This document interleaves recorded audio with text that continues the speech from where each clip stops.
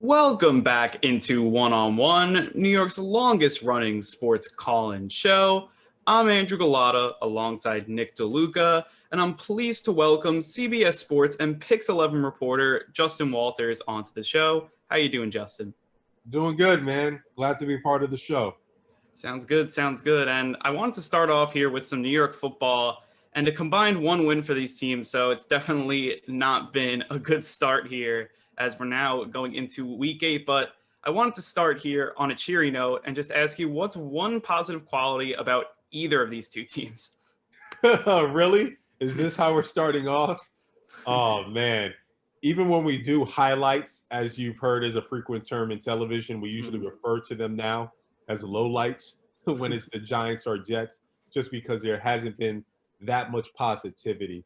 But if we're going to go for one positive aspect from both of these teams, you might as well say that the Giants technically still have a chance to win this division, as bad as the NFC least has been.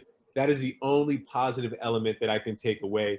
We're only in week 8. There's so many more games in this season, even if they do reach to the end, just because COVID obviously is a fluid situation.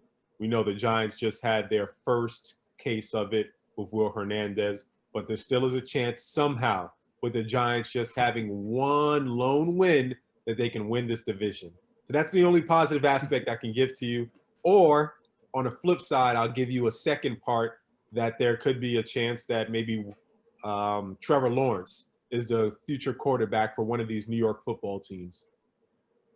You mentioned Trevor Lawrence, so I'll go there. And the quarterback situation for the Giants right now, Daniel Jones has been extremely disappointing, I think it's fair to say, this year. How surprised have you been by that, and how realistic do you think it is that the Giants will go forward at the end of this year and say, hey, we need a new quarterback? I think it's very realistic, because you also have to remind yourself that GM Dave Gettleman's on borrowed time. He may not make it to the end of this season or into next season. With a new head coach, you're always trying to prove yourself. Joe Judge is probably going to want his guy. We have seen a lot of regression from Daniel. He has good upside, and his breakout game, ironically, was against the Tampa Bay Buccaneers last year. So we'll see what he can do this year, but this Tampa Bay team is obviously much better than last year's team. This defense is top-notch.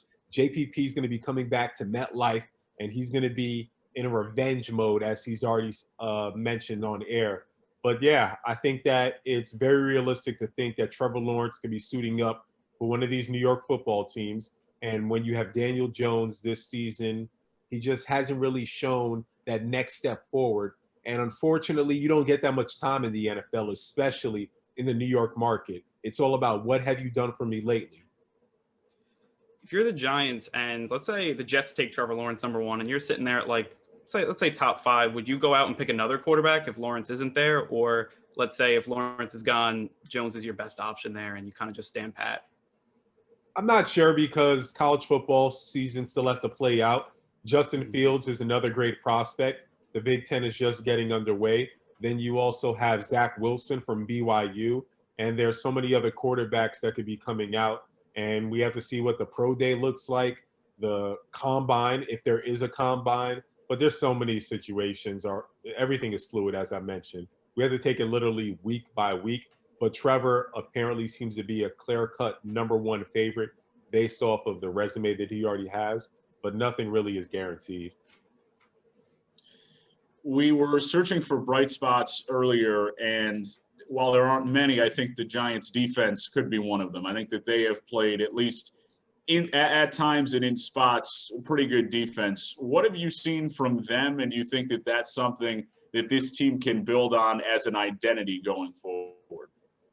I think the front 4 has given you some hope. But overall, they need to clean up the pass defense. There have been a few weeks where there's been some miscommunication, and I think Monday night's going to be a true test of how well built this team is. Reminds you, you're still dealing with, I guess, just the inevitable of working through things through Zoom, not having as much practice time, but this is something everyone is dealing with. Leonard Williams has shown that he's doing much better. Dexter Lawrence also is doing a solid job. Logan Ryan has been a good addition to the team. Jabril Peppers has made a couple of miscues at times, but overall, I think he's still a good building block. We're not expecting the Giants to win a Super Bowl this year, but what you want to have is carryover into next season, things that you can see that, okay, if we continue to fine tune these skills, overall, this defense will be solid. But I just can't get excited about watching these two New York football teams play, honestly. Yeah, and I think a lot of that, at least for the Jets, flipping it over to them, just talking about their head coach with Adam Gase, and he's just makes a lot of questionable decisions. Excuse me, and I think a lot of people think he's going to be on the chopping block, if not during the year, definitely at the end of the year. But for the Jets, besides firing Gase, what would be the first thing you do to improve this roster? Well, you first have to answer the question, is Sam Darnold the right quarterback? And we also have seen, if we're going to go back to Gates, not necessarily in terms of firing him, players that have left him that have excelled. Ryan Tannehill, the list goes on, Devontae Parker. There's been so many players, whether it be at the Miami Dolphins or in other systems. And I know that we looked at this guy as a quarterback guru, especially because he called plays with Peyton Manning, but there's only one Peyton Manning. That ringing endorsement has clearly gone far left.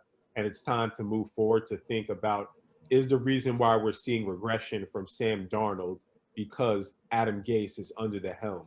Because if we're going to go to, I'm an Eagles fan, and I know my team hasn't done extremely well, but look at what Carson Wentz has at his disposal, but somehow he's still able to find a way. Now, Carson Wentz by no means should be the quarterback that Sam Darnold is thinking about being about, but Carson Wentz has done a lot with less. And I think that even though we keep asking ourselves, why isn't Darnold able to do a lot of plays with Rashard Perriman out, or even what's the gentleman that the other guy that's always hurt? Crowder. Sorry? Crowder, Jamison Crowder. Yes, Jamison Crowder, who's also going to be out this week, who's a great inside the 10, maybe get some slants. But the play calls just have been abysmal overall. We have Becton, which is a good job, but overall, I just think that there are a lot of questions to ask, but you first have to start under center because any successful franchise is going to make sure that they have their quarterback problem wrapped up. So I guess we'll have to start under center with you, Justin. Do you think that Sam Darnold is the right quarterback for the Jets? I do, but I don't think it's going to be – actually, let's backtrack. I don't think that he's the right quarterback for the Jets. I do think he's the right quarterback. I just don't think that this tenure and this marriage is going to work out. But he's going to probably flourish. He's going to be a Ryan Tannehill 2.0 maybe. He's going to go to another city. He's going to be more comfortable there, and he's going to do extremely well. Not to make it comparative to, I know, Andrew, you're a big baseball guy, but to Sonny Gray not being able to perform as a New York Yankee, but this just isn't the right opportunity for him. And unfortunately, it's because of what he has as a quarterback coach / offensive coordinator / GM, and that being Adam Gase, who wants to have his all hands on deck and be a man of many titles, but assume the role and deflect all the time. He's very aggressive at times, but I should say passive aggressive. Yeah, and you alluded to baseball, and I think this interview should get a little more positive. So I do want to move over to New York baseball, as there was some huge news with the Mets yesterday, as Steve Cohen has now officially bought the team. So if Cohen comes into Queens and turns the Mets into a winner, which all Mets fans really think that, he has a good chance at doing that, what does some healthy competition between the Mets and Yankees do for not only New York, but really baseball in general? I think we should just take it one step at a time. I think it's great optimism to have Steve Cohen there, especially the richest MLB owner. We know that the Mets tactics as of late under the Wilpons have been a small market mentality, and that just doesn't fly by in New York. People want them to go after the attractive free agents. So that's a huge deal to have Cohen there. Now I'm curious to see what players they're able to attract. Are they going to be able to attract like a Real Muto? There are going to be players out there that could be interested in coming to the Mets, knowing that they don't have the same approach that they've had in the past. But it all boils down to pitching. And I'd be curious to see if Syndergaard is able to bounce back. does Stroman come back or does Stroman go over to the Yankees? But before you start getting these top free agents, you need to have a good core foundation. And pitching is going to be where it starts for the Mets. That's always been one of their main nucleuses. In 2019, 3 of the top 5 teams in Major League Baseball in terms of payroll missed the playoffs. Now, it's great to have all the money to throw around, but I think it comes back to organizational structure. How confident are you with Cohen coming in? Sandy Alderson's going to be heading baseball operations. Brody Van Wagenen may or may not be coming back. How confident are you in the organizational structure that is going to be put in place to make the Mets a winner? It remains to be seen because we haven't seen anything from Steve.